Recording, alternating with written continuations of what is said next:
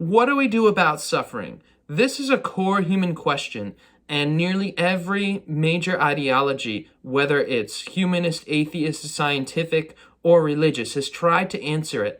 And I think most of them have answered it mostly in an unhealthy way for most of the human existence.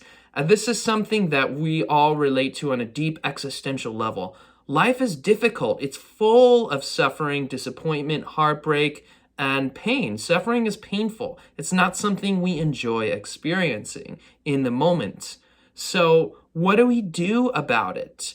So what has happened is that many ideologies have tried to excise suffering. They've answered this question by saying, get rid of it, and essentially construed suffering as diseased, something that we need to fix and cure and get rid of. It doesn't really fit in the order of the universe and nature according to these ideologies. It's essentially unnatural, or at least something that if we knew better, knowing better even, we wouldn't design the universe to include suffering. So we're going to attempt to refashion the universe through scientific achievement, through humanism, through spirituality, to get rid of it. And this is obviously impossible. So long as we have minds, so long as we have nature, suffering is always going to exist. It's really ingrained into the cosmos, and even into our own psychology, you could argue. So how do we relate to it? Many of the world's religions have taken different approaches. For instance, Christianity, in many forms, is basically based on the idea that we need to eliminate suffering. Suffering entered the world as a result of the fall, it's taught, that it was something that God didn't ever originally intend. And it happened because it's our fault, because human beings sinned. So suffering is really part of plan B. And the goal of this whole spiritual system is to eliminate suffering and death. Literally to have an eternity where it's only pleasure. There is no suffering, no more crying, no more tears, nothing.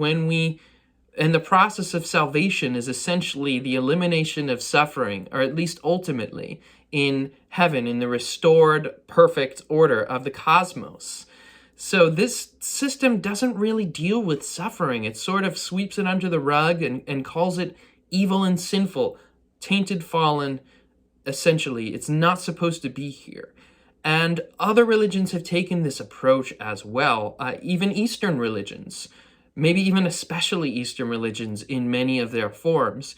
So in many versions of Hinduism, or also Gnosticism, it's taught that really this world is something that we should try to escape because it involves suffering and harm and malice, that we really want to get out of this order of existence into some kind of a higher state of things, this kind of nirvanic, transcendent type experience where there's a state of total bliss and oneness and union, and the stuff that we deal with on this planet is no longer really as much of a thing, so it's taught or believed. And this doesn't really work, I believe, and it isn't affirmed in many of these traditions as well, because suffering is foundational to existence. It exists. As long as there's pleasure, there has to also be pain. These two poles are really, of the duality, are really the same thing on a spectrum in a way. Just like hot and cold are relative to each other, they don't really describe the thing in itself. Cold to you could be hot to someone else. And something that's very cold, say 0 degrees Fahrenheit, if you go to like a deep freeze environment, that's hot in comparison.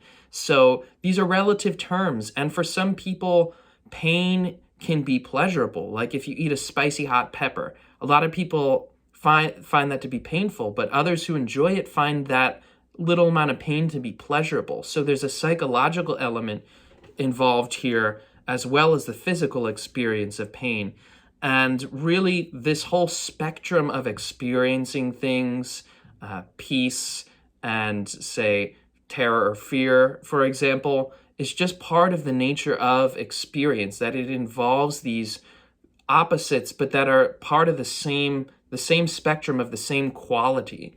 So really in a non-dual philosophy where it's taught that there's a total oneness to everything, I believe that there are these kinds of transcendent peak oneness experiences, and many believe that even after death or in this life, you can access these kinds of realms where you return to this state of primal oneness with all consciousness and this kind of a timeless type experience. But I would argue if that's really oneness, then it also involves suffering, that God, so to speak, suffers, that if we are that God, if we are this consciousness, that we will always suffer as long as there's suffering in existence, because suffering is not separate from satisfaction and peace. It's part of the same spectrum, and you can't really cut it out without destroying existence, without destroying experience. Experience involves pain and suffering. So I don't really think that this kind of a condition of oneness is disconnected from the rest of reality. It doesn't make sense to me. If it is truly in a state of oneness, it involves the experience of suffering and pain, as well as pleasure, as well as these peak states of ecstasy. And so really what we have in a lot of these ideologies is a kind of a spiritual disassociation, an attempt to use spirituality to disassociate from pain, to escape. And this is not healthy, because what's healthy is integrating suffering. What's healthy is aligning ourselves to the reality that actually is, rather than entertaining some kind of a fantasy that can never be real. We can never truly change nature to fit what we want it to be. All we can do is accept it. And yes, we can use technology and our ingenuity to modify things and to advance things, but that's still not going to fundamentally change the way the universe in which we live and which we operate functions. It's not going to change that there is this fundamental spectrum of experience that simply is.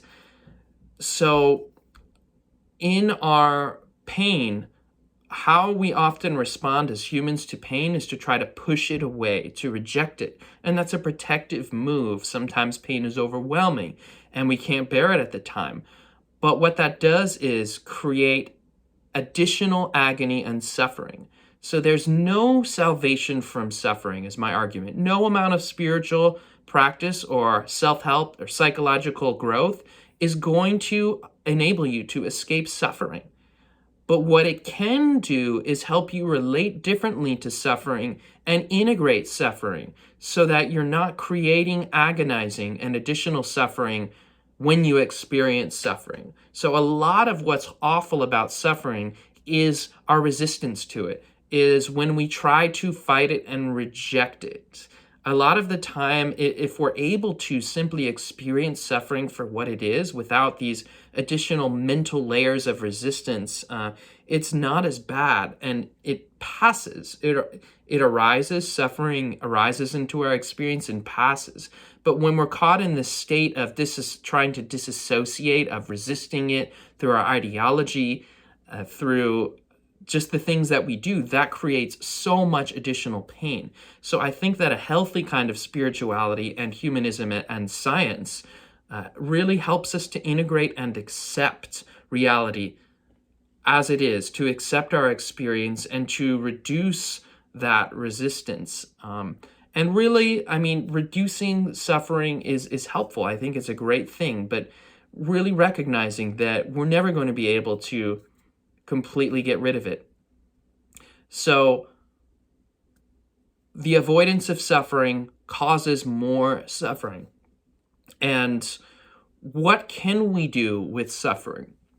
We can open to it and accept nature. We can open to the rhythms of life and the universe and to how life works and relate to that and accept that we don't control it with our minds. We're always going to have to fit into it, and that in finding harmony with the way that reality is, we will find, I believe, the most fulfillment and peace. That we really can't alter reality on a fundamental level, even as we advance and even as we work to reduce suffering.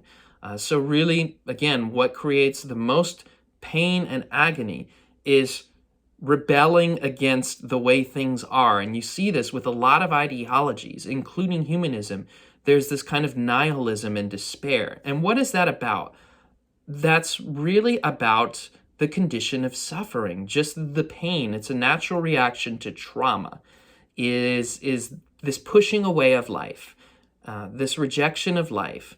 And we can't do it. It doesn't work. We cannot change the way life is by rejecting it and pushing it away. So a better way to relate to life is to not be attached to pain or pleasure, recognizing that pain and pleasure are ultimately kind of the same thing. That when pleasure, we will lose pleasure. And if we're attached to pleasure, when we lose a pleasurable experience, when that fades and suffering comes, the pleasure is going to result in suffering because we're attached to it. And the same is if we're attached to suffering. So really being able to have a more of a deep place, a deeper relationship to life, seeing and appreciating the beauty of the whole, welcoming it as it is and as it comes to us, and not being attached to not suffering and not being attached to suffering or pleasure, but having this more holistic picture where we welcome all of the elements and we do our best to relate to it and integrate it in a healthy way. And I believe that a lot of this ecological crisis, climate change, this destruction that we're causing by our technology is because of our distorted relationship to reality and suffering. And that really a healing way is to appreciate a greater wisdom that exists in nature and in the universe and the cosmos, and reorient to that rather than trying to build our idea of what it should be, which is often, if not usually the case, a dissociation, an ideological and technological dissociation from reality. So I hope this video has been helpful. I hope that you find a way in your spiritual practice or psychological growth to appreciate and integrate suffering and accept yourself within it. Find tools for reducing it, but also appreciating how things like even painful experiences result in meaning and purpose and can become your gift to the world, to others. What you've been through in your suffering can become really the seed for your greatest creation, for the most beautiful work of art that is your life, that your unique contribution, this beautiful edifice that can only be as a result of their suffering existing, of the ebbs and flows of life and death, and the valleys and the peaks of life. It's all one. If I can leave you with that. So take care.